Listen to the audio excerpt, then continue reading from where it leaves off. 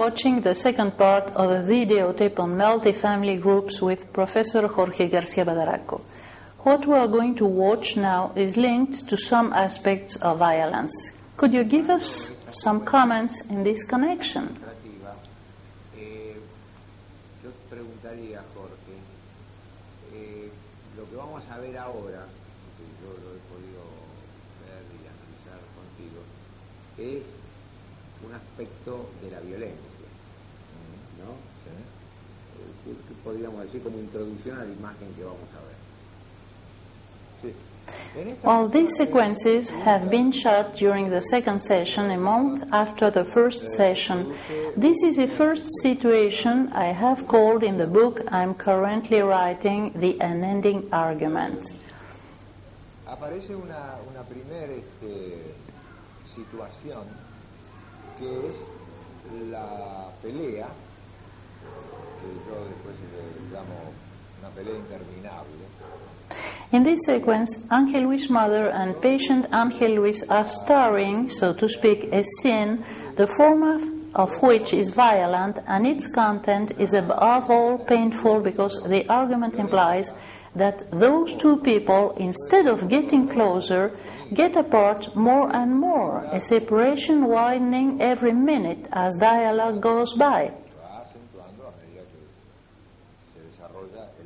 Now, as we have saw before, this is a deep separation that was generated years ago, most probably during childhood, because of the way Ángel Luis' mother treats him, since her authoritarian and somewhat primitive display of energy, sounding real grotesque, tells us so. But this also evidences a deep insight in the difficulties lying between him and her, and that must have been so for years on end. And this evidences a father is lacking. From another perspective, we could say that among a multifamily group, that this argument, hence violence, could be representative of violence into the group. So mother and son could be seen as the spokesperson of this violence a group is sometimes reluctant to show up.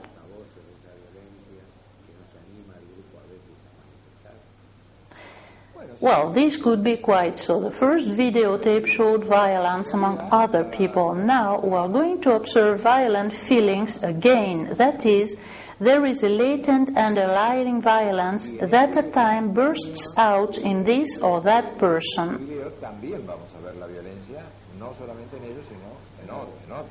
In some aspects, contents are similar. Conflicts appear, and that's the point I'm interested in. Conflicts make you realize that other people are in conflict. You are not the only one. You can see other people mirroring yourself, and this is food for thought. It's much easier for you to elaborate what other people are enduring than elaborating your own problem. Your problem is much more acted, so to speak. So when you are deeply emotionally involved and you act your violence, your grief, your difficulties, you just can't think, but somebody else is watching you, and this person is in a position to think, and this person can grasp things that are useful for him or her, and that is our work. No puede pensar, pero el que está viendo eso sí puede pensar. Y entonces, desde allí, puede rescatar cosas útiles para él mismo, y eso es lo que trabajamos. One more question. What I see and what I've watched in the first tape is that a multifamily group acts as a kind of support that allows people to theorizing safely.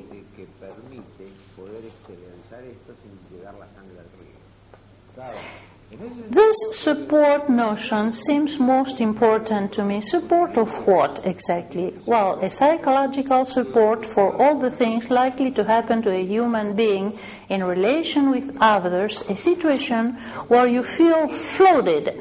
And when you can see things floating, but here people take things much easier because the group helps. Group acts as a rampart against aspects that generally go beyond your bounds. when you are lacking a space where you can go beyond your bounds, well, you get mad. There, this momentary madness that is everyone's overfloating in a psychosocial context and a multifamily structure allows you to get supported. It allows you to feel supported. It allows you to think and elaborating your own overfloating. Let's have a look at it. Well, I'll talk. I never had any difficulties with my son. Since he was taken ill, I came in here. He was quiet enough. Well, that happened to me. He never called me names as he did that day when he said horrible things. But he never did me any harm, nothing. He keeps me company. When he's at home, he keeps me company nicely. And he's very quiet. I feel completely safe with him at home.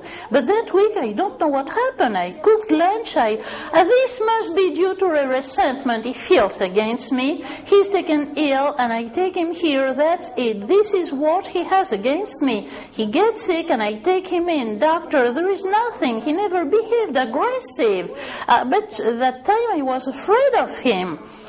Well, once you told me I was a son of a bitch. Well, you started calling me names. I threw myself on my bed crying as crazy, and he called me whore, and I told her I felt I was not loved. Well, that's it, doctor. He felt terrible that day, and he called me names. I did not expect him to call me. I felt quite hurt, but at least I came here to fetch him because he's my son and I love him. I came here to fetch him and I took him back home again, and then he came back here all by himself. He came back here. Yeah, I came back here all by myself because you that day you threw me out of home. On that day, no, on that day I did not throw you out of home. That day you told me you're leaving home. I told you I'm on a 3-day leave, 3 days, and I behaved during a week at hospital. Look here, I told you when you called me names, you called me whore on the bed, and so many ugly things I did not expect from you. I told you, Angel Luis, you go back to hospital because I don't want you around here. Get out, by God. And he said, I don't get out because this house is mine. Well, he stayed, but when he felt like it, he left and told me I'm on my way. The cops to turn me in. No, I frightened him with the police because you don't know. I say I don't know what to do with that boy. I think we have just watched was quite illustrative. Do you have any comments? Well, we could comment a lot, but let's do a synthesis. Ángel Luis. Bueno, se podrían decir muchas cosas, ¿no? Pero tenemos que hacer una especie de síntesis. No, Ángel Luis is a married man with 2 daughters, but as a mental patient, he has become mom's sonny, and she treats him as if he were a child. Doesn't she call him that boy, does she? She brings him home, she takes him to hospital when he gets sick, and so on. Reproaches are terrible because she says he was going to hit her or frighten to harm her, and he said she called him son of a bitch, and she says she frightened her. She frightened him, to turn him in because he had frightened her before. So you never know where this unending argument begins or when it is bound to finish. On the other hand, there's a feedback between both because they need one another. If not, each one would go his or her way, period. No, the needs is a mutual need. Each one has a pathology. The need form parts of a pathology and the feedback too.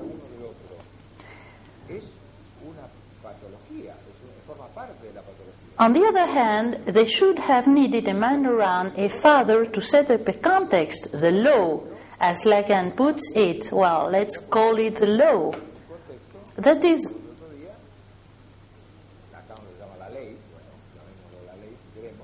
That is a presence within a context, a presence allowing a triangulation within that situation, which is not exactly the case here because both are living a pathological pathogen symbiosis and they do not allow a third party to insert between both. In the first step, we saw how a third party, myself, could insert himself. Now we are going to see that again, but in this case, they do not allow you to mingle in, they don't allow a third party to enter, and this takes care of that. All this is quite painful because both are alone in the world, so she needs him and he needs her, and that's why they keep the unending argument going along over and over again. And they think they get some communication through this argument. And they feel they are not alone. They get a hold on something. Mother gets the possession of her son, and son wishes to. When he says, "This house is mine," he would like to substitute for the deceased father, but he just can't. The same way he can't be a father for his own daughters. So he's caught up in a trap, and that's just awful.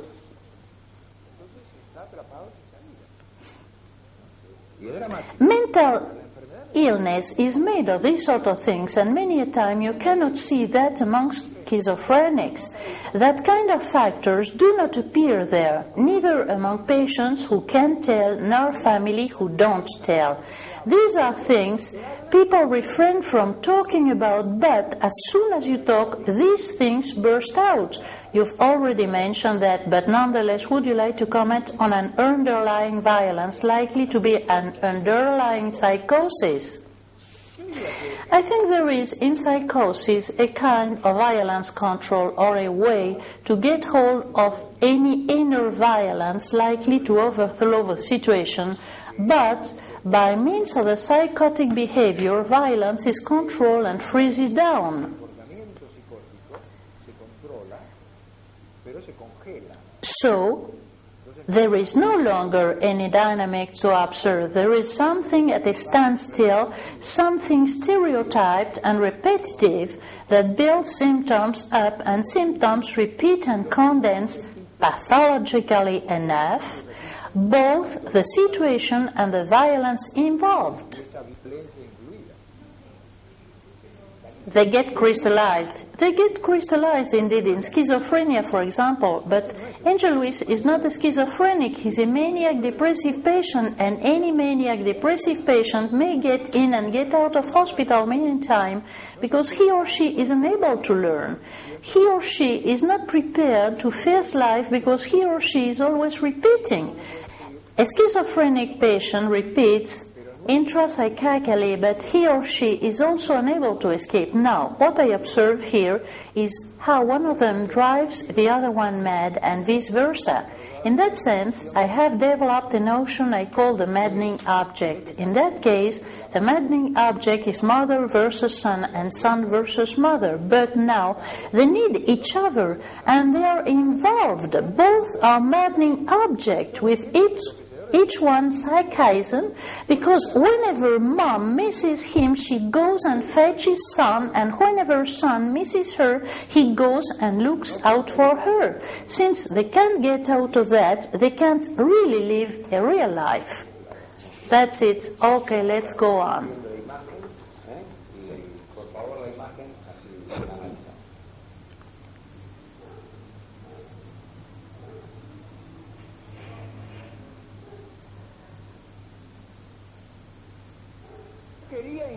I wanted to include you all because I think that even in the peak of higher violence, it's possible to include you people. You get positive things. You're important because you bring our point of view, which we can listen to because you can't stand the emotion it causes to you. Well, we are here to stand up a little more than we have been used to stand up for until now. If not, we would not be going to learn anything. You'll be talking all the whole morning long. If I had some more time available, I think we could do that indeed. If we closed the door and we stayed all of us inside, I think that Angel Luis would eventually calm down. But we can't.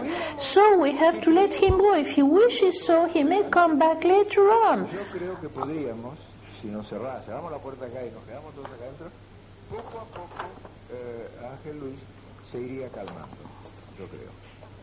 A very important thing, Angel Luis told me that before, 1 hour and a half ago, he wanted to be discharged. He was okay, he felt fine, and now he's nervous. I don't know what's eating him. That I wanted to tell, nothing else.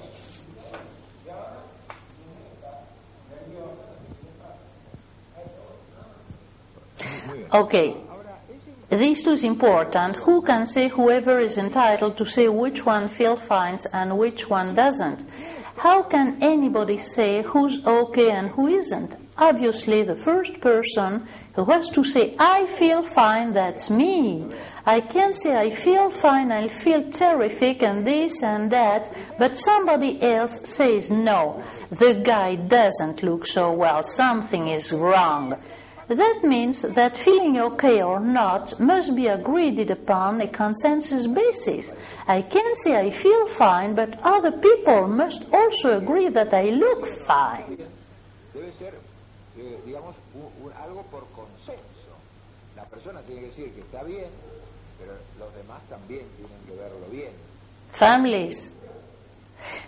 Sometimes relatives are frightened. It's a burden. They feel crushed by all kinds of problems, so you enter an intolerant situation so that you are no longer able to enjoy a real family life. That's why people go to hospitals. Y se entra en una situación de intolerancia que no se puede vivir en la familia. Y por eso las personas a veces necesitan venir a un hospital. May I would like my relatives to come here because my relatives never come in here. I invite them to come every Monday, every Holy Monday, but now they can't come in. I would like them to be here so they could know me and listen to my problems.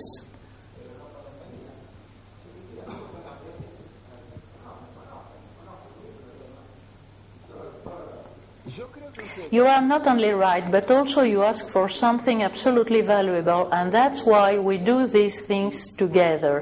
What I can suggest you, your relatives don't visit you for the time being, maybe in the near future. Anyhow, you should try and discover that you are some kind of a substitute family, so you can prepare yourself to get along with your relatives if you get along with us first.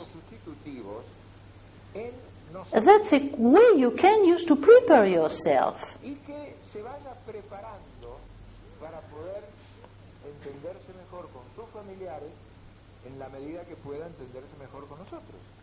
Eso es una forma, es un camino para poder prepararse. I have no communication with regards to my relatives. I have problems, I have arguments with my mother, with my father about anything that goes wrong in our business, a wrong tariff or something. I don't know why they don't want to come here.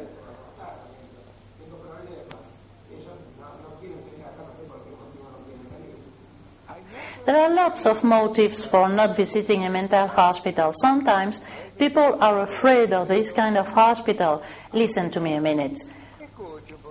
They're afraid of the name of the hospital or because it's a mental hospital. Well, they're afraid of many things. Either hospital's name is being a mental hospital or afraid of people you imagine here, and also a family expects that, let's say they think their relative will feel better in the near future, so will be in a better position to talk. But actually, patients need to talk to feel better. So a vicious circle is created, which makes things more and more difficult. So sometimes people prefer to wait and see. Angel Luis, for example, you must wait before you talk to him, but he needs to talk if he wants to get somewhat better, and it's very difficult to arrange things that way.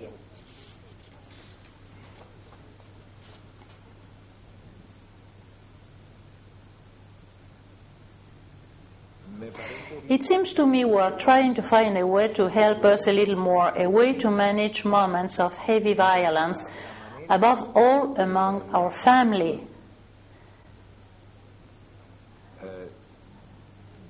Para poder ver cómo se pueden manejar momentos de mucha violencia. How can we manage violence? Okay, in my case, there has been a similar situation with the family arguments. Last weekend I had a terrible argument with my parents, and I somewhat took the decision to come back here because I didn't feel well at home. I think Doc's right. It has to do with the need you have to get in touch directly with your family or anybody else. We are quite disconnected at home now. I don't know whether I'm to blame for that, who knows. But if no one tries his best, each one of us tries to get better, we won't do it. Today, for example, my family isn't here. I was waiting for them, and now I don't know what happened. Maybe they've accepted my decision to leave home all of a sudden, like that.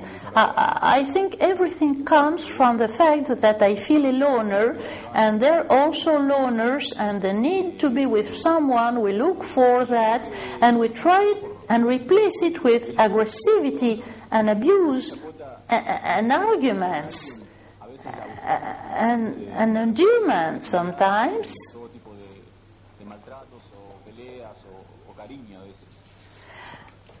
I think this is not only a tolerance problem, it's a need problem. In other words, a mother may wish his son to be this or that, but this is what she needs, and whenever her son doesn't live up to her expectations, she can't tolerate that.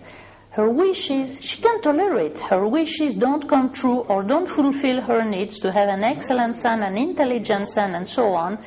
That is a bright person likely to give her lots of satisfactions. While this usually fails to happen, on the other hand, if you are not just as your parent wished, this is likely to give rise to guilty feelings. You feel you're a bad son. Por otra parte, el no ser como los padres esperan que uno sea, a veces genera sentimiento de culpa. Uno se siente un mal hijo.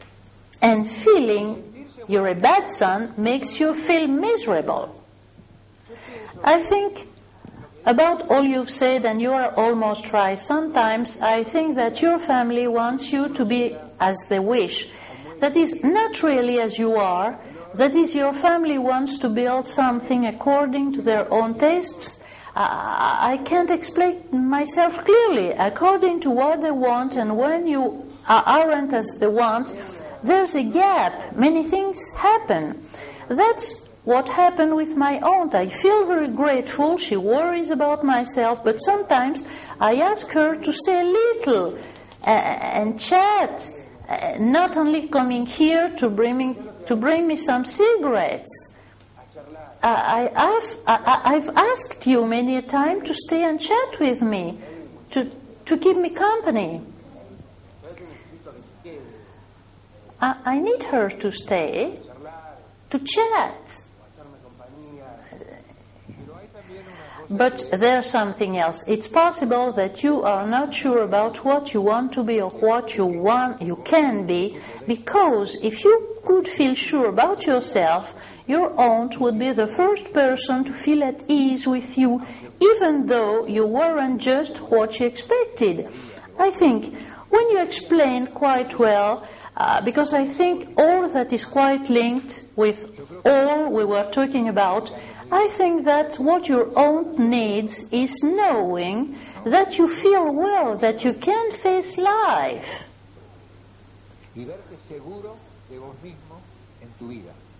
And you, what you need is that she comes here to chat with you, to find out her opinion, if she can give you some advice, if she can help you facing life.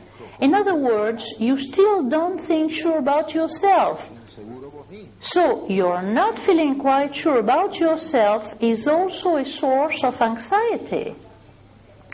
My not feeling sure started with institutionalization. That is, as soon as institutionalization started, I began feeling unsure. I began feeling afraid. Before that, well, as anybody else, I was afraid, as anybody else is afraid in life, but feeling unsure, that began with institutionalizations. Institutionalization is most likely to cause you feeling unsure because you say to yourself, but what, I'm ill? No, being institutionalized can also be the starting point for you to feel more and more sure about yourself. I don't know if I speak clearly. In other words, institutionalization is a moment in life when you can review things of time past, things that led you to hospital, so as of institutionalization, you can get more and more confident than before. Because it sometimes happened, you felt safe before, but your safety was not entirely safe. You were persuaded all was fine, but all of a sudden you did a crisis because you were facing a situation you couldn't manage. That doesn't mean being discharged from hospital bright as a $1 million with only a little medicine to take, because that's precisely what Angel Luis' mother was talking about when she stated he was going to stay in here until she advised to the contrary, and that he was to take his medicine and she would see to it, by golly. I never said that. Oh, yes, you did. And what you did, it was because you were persuaded that this is the right way to solve people problems. But sorry, that's not the way.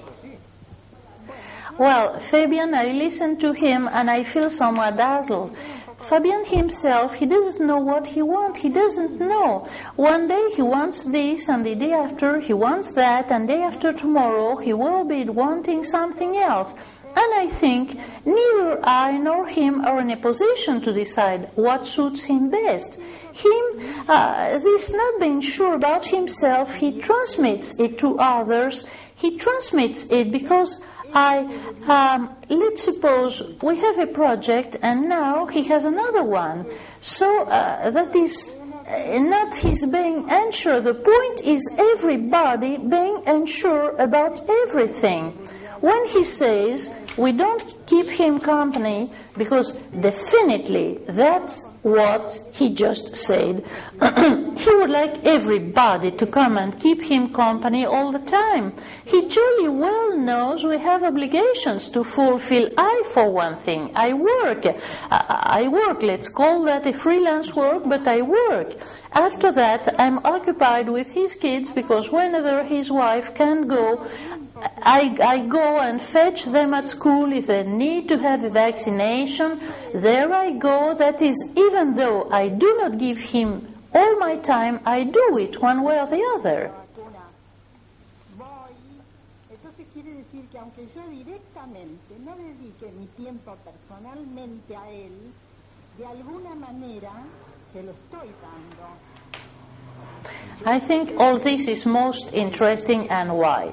If I understood correctly, Fabian said he feels alone in the world, and especially when he's here. When you visit him, he feels that he needs to talk to you. He simply needs to be with you. He refers to something emotional, affective, something from his inner world, something linked to his family, what we just mentioned a moment ago. The thing that puzzles you is that you're good to him, you look after his children, you do a lot of things to him, and you think he doesn't acknowledge it. Emocional, afectivo de su mundo interno, que tiene que ver con la familia y con lo que estábamos hablando recién acá. Usted lo que nos explica es que usted es buena, se ocupa de los hijos de él, hace una serie de cosas. That is, you can't understand his point of view. The thing is not that he doesn't acknowledge it. He simply doesn't see it. Nevertheless, He just did it right now, and curiously enough, you are both of us talking through me as if you felt you have to give explanation to somebody else. And my impression is that you people need a third party. There are always mothers and sons alone without the presence of a father. There are very few fathers present here today. I think you are the only one among us. In other words, there is something basic missing. Father is missing. Es decir, falta algo básico en toda esta situación, que es la falta del padre. Well, we have just watched 3 very meaningful sequences. Whoever is entitled to say which one is okay, psychically okay that is, and which one is mad. Let's get prepared so that we know what to do when facing family violence and a starting point.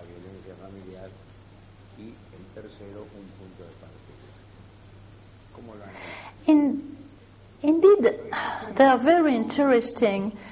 And make a complete sequence. A topic surges and articulates itself between what we have seen before and what we'll see afterwards. Topic called "Whoever is entitled to say which one is okay" is a deep topic, likely to give way to a theoretical, broader development. But what we are commenting about is what happened in those sequences. The idea that the other one is the sick one is used many a time from a power position, and the person using this idea uses this power sternly. And this is the case of Uncle Luis and his mother. Es decir, como que la consideración o la idea de que el otro está mal muchas veces es utilizada desde una posición de poder y ejerce su poder, como en el caso, por ejemplo, de la madre de Luis sobre él, y la madre de Salvador intenta. In turn, patient Salvador fights strongly against this power exercise his mother performs. The problem is that such a situation gives rise to arguments, a situation where it's very difficult to find out who started the plot, who's the baddie, and if there is a way out. This is an aspect of family violence. Hence, that's why I say, well, we are here in order to learn, all of us, what to do when facing family violence. Now, this know-how is not only an intellectual problem about knowledge. The idea is knowing how to manage emotion, not only emotions in one's inner self, but also emotions dealing with other people.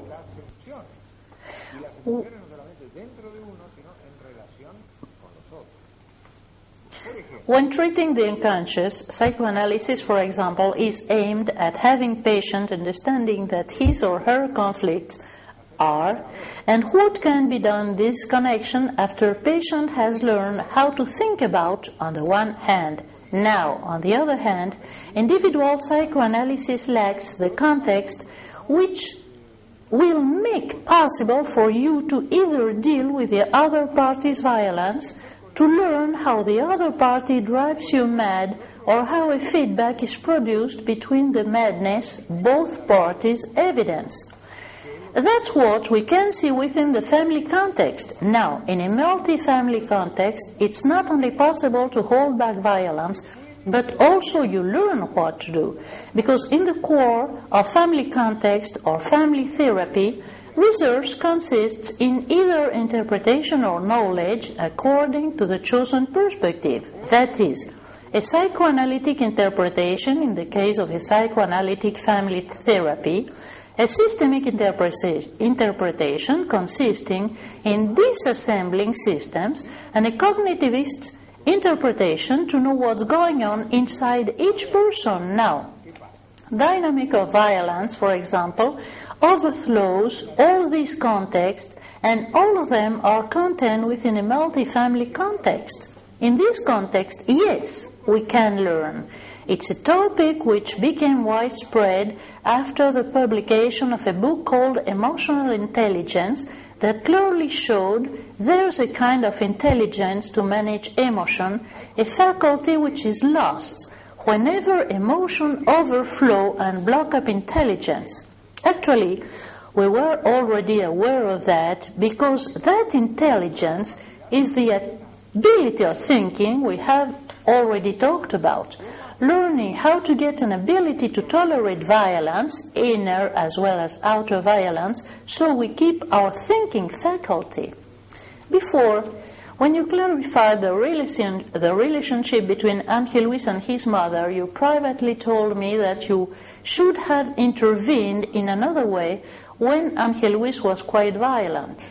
Comentaste detrás de cámara que quizás tu intervención tendría que haber sido otra en un momento de gran violencia. Claro. Well, yes, if I should have managed more freely at that time, that was the first time I was getting acquainted with them. And believe me, the violence pervaded myself too, you may be sure. Now, generally speaking, I should have had Ángel Luis sitting next to me, say to the left, and have his mother sitting besides to the right, as you can see here in the tape, and I should have been in a better position to manage the situation. Maybe Ángel Luis should not have left the group, I agree. Ángel Luis should not have left, and if we had some more time available, as I said, we could have him included back, which had always been my intention, because otherwise other patients may have had an impression that we're living a traumatic no-exit situation, and that's important. What's important is showing everybody, showing the whole group that every situation has a possible solution, and that solution can be reached at. That no-exit situation you mentioned is only referred to that moment, isn't it? Because actually there's an exit. There's always an exit available. What about the starting point? The starting point is something most interesting because Fabian explains us, due to his different institutionalization, he started living situations of insecurity, or else his sensation of an insecure way of living grew bigger and bigger in his mind. So I try and explain that this sensation per se is not bad, that if he feels a sense of insecurity, it's because he realized he was ill. What am I going to do? What's going to happen to me? It's in that sense when other insecurities burst out, but if we take gingerly into account the things we do, our institutionalization period is likely to become a starting point to have securities blossoming and not insecurities only. We must understand that all we are doing is for that purpose, and that includes all concerned, patients and patients' relatives, so that they feel more secure, so that they can deal with life events.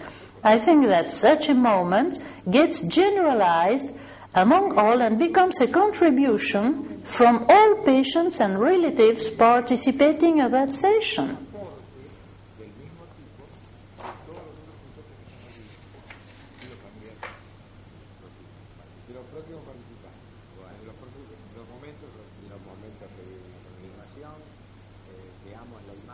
Okay, let's have it.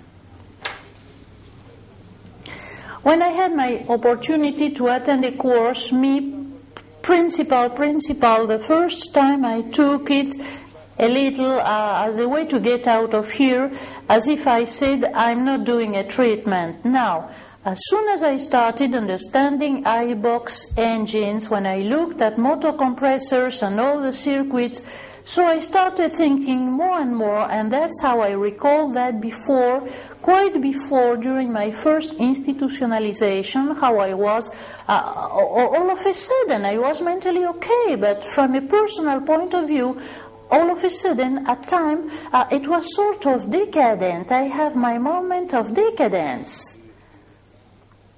You mean depression, sadness, or bitterness? No, I wasn't depressive. No, it was the lack of a personality. It was as if I was lacking stimulation, something that could tell me, Juan told me that if I kept working like that, he would take me as his partner. I made it. I was his partner at the workshop, but what happens? During a long time, I knew how to endure all the pressures, but afterwards, things get out of my hand, and in a way I felt guilty, and I thought that what I learned was useless because I was useless. In other words, you gathered a knowledge. There were things that you knew about, things that you've already done, things you could do, but at a given moment you were doubtful about those things, but you could recover, and those things proved to be useful. And these are the basics. When I spoke to Fabian, for example, when I talked about his insecurity, that's probably because he hasn't get together, so to speak, with himself as yet.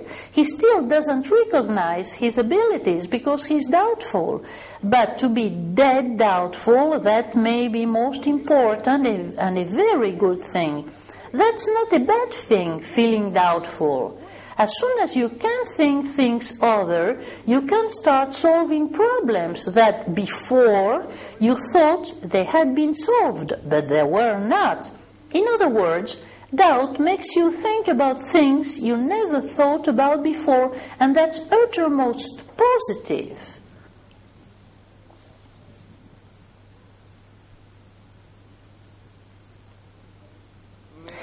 It dawned on me when I was talking about that, and any idea about how that happened? Well, regarding what happened, I looked for a job, say at a workshop, so I could get things straight, I could manage things, you see, so that I could get out of here, you see, get out, get fully discharged, that's it. And when I started working, the first day, the first thing I found out was that I really enjoyed the job, and it happened to me as it happened to him. He said that he remembered things that had happened to him before, and I remember grammar school when we made the little planes. I don't know whether all people made those little planes at school with balsa wood and waxed paper. Those little planes, I remember that we made them, and we made them with so much enthusiasm. There was competitivity to see which one finished a plane first, which plane flew farther, and here too there is competitivity. That's precisely that. Both Gabriel and Cesar, and I think that Fabian too, that's his case too, they try to do things. These burst out from inside, and when these burst out from ourselves, we're quite happy. In other words, we don't keep people with difficulties here at hospital. That's the person proper whenever he or she discovers he or she has resources. That's your case, Gabriel. That's also Cesar and Gustavo's case, the resource of finding a job. Our idea is that anyone be able to discover that and start moving. Discharge from hospital is not necessarily stated by doctors. I don't feel sure about him because today I wanted him to come in here. I told him, let's start again, and it's quite difficult for me to have my family united, difficult for me to talk to my children. All right, we have just watched a sequence on the discovery of one's own resources. Feedback is most eloquent, but for our audience, could you clarify a little?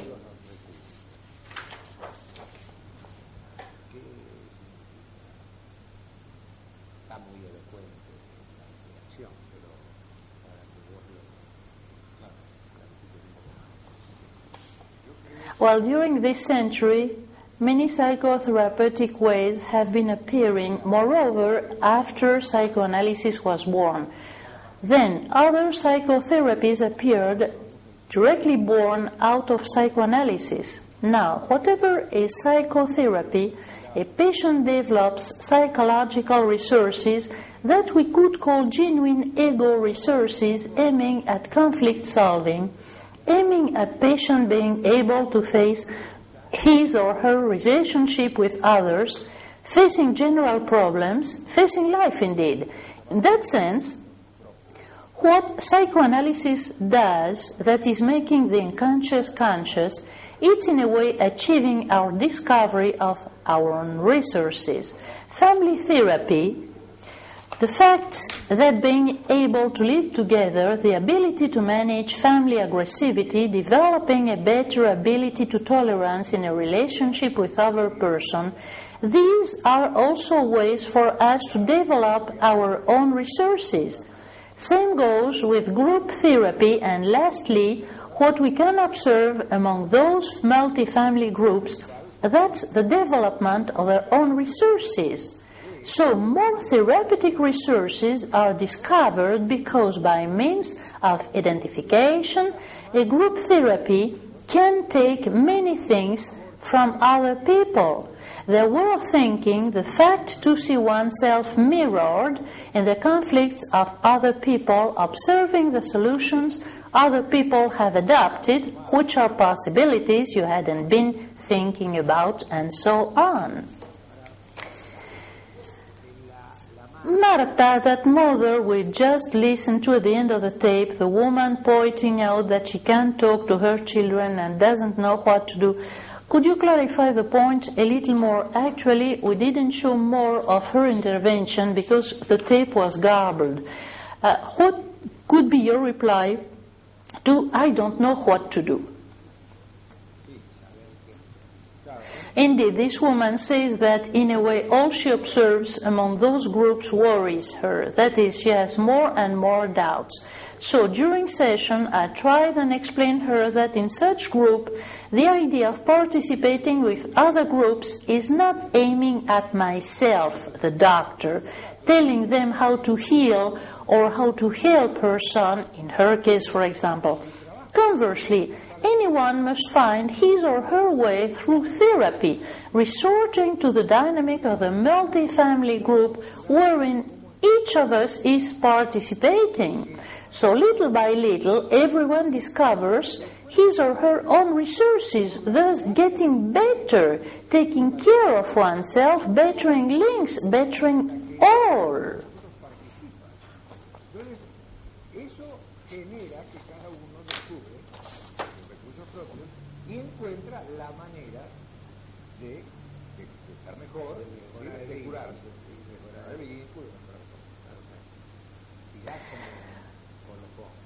Could you tell us whether multifamily groups are for psychosis cases only?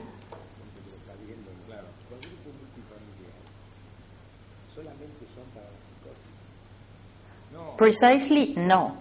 I've started multifamily groups. I could say I've discovered them at Borda Hospital in the early 60s with psychotic patients and their families, but of course, I could promptly use them within other contexts, and I also imagine fresh, possible contexts I haven't been working with as yet, but if I have time enough, I'll try and develop the multifamily group in, say, general practice, especially in psychosomatic pathology. In psychosomatic diseases, having a most important emotional component. The emotional component comes to life, is generally triggered among the family dynamics and not only from the unconscious only. The fact that a psychosomatic patient benefits from a long psychoanalytic treatment is a well-known fact. Psychoanalysts are keenly aware of that, but in such group, benefit appears quite promptly because conflicts arising among multifamily groups are very much related to psychosomatic pathology. High blood pressure, gastritis, stomach ulcers, ulcer colitis, and many other illnesses. In general, these symptoms have been triggered by pathogen interdependencies among a family. If one of the patients we have been observing gets mad due to a violence problem, a psychosomatic patient, on the contrary, is taken ill. he or she doesn't get mad. That's his or her body which is suffering. You could say that patient has a mad body but not a mad mind. So multifamily groups build a context where it's easier for you to teach psychiatry than among other type of group. Here you can teach what such thing is a psychoanalytical interpretation, because patient can listen to the analyst explaining and discussing what he's talking about, what are the aims, what such things are transference, counter-transference, narcissism, above all pathological narcissism, and all the dynamism psychoanalysis has pointed out to. You can see them with a magnifying glass. And same goes with systemic therapy, because a family system can be worked here according to systemic norms and systemic ideas, wherein phenomena dealt with from a systemic point of view are also looked at with a magnifying glass. So different techniques can be applied within the multifamily complex. Can't you see what am I so enthusiastic about? It's because a multifamily context allows you to include either different types of pathology or different types of problem. It's a fine context for problem solving. Besides, it allows you to resort to different ways of thinking. That is, you can't resort to every possible trend and include them within the multifamily context.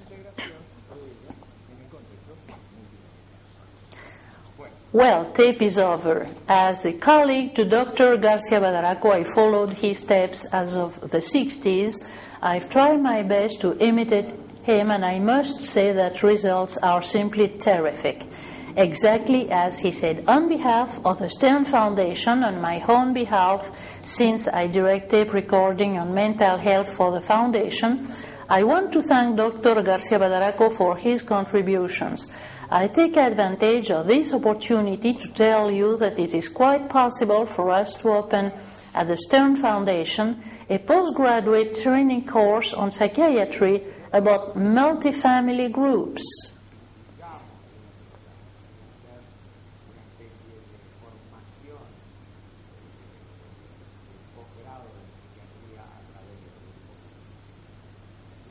So see you when the next tape is in the air.